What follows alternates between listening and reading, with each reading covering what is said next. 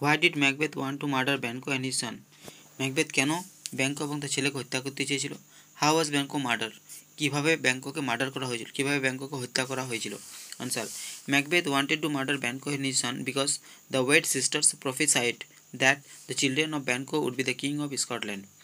Macbeth Banquo এবং তার ছেলেকে হত্যা করতে চেয়েছিল কারণ ওই ডাইনি বোনেরা ভবিষ্যৎবাণী করেছিল ব্যাঙ্কোর ছেলেরা স্কটল্যান্ডের রাজা হবে। For the purpose of murder Banquo and Lady Macbeth arranged a banquet. হত্যার উদ্দেশ্যে ম্যাকবেথ এবং লেডি ম্যাকবেথ একটি ভোজের আয়োজন করেছিল। They invited all the thanes along with Banquo and Fleance. তারা ব্যাঙ্কো এবং ফ্লিয়ান্স সহ সমস্ত থেনদেরই আমন্ত্রণ করেছিল। Macbeth hired some assassins and placed them on their way. Macbeth কিছু গুপ্তঘাতক নিয়োগ করেছিল এবং তাদেরকে যে পথ দিয়ে ব্যাঙ্কো এবং ফ্লিয়ান্স আসবে সেই পথে নিয়োগ করেছিল তাদেরকে হত্যা করার জন্য।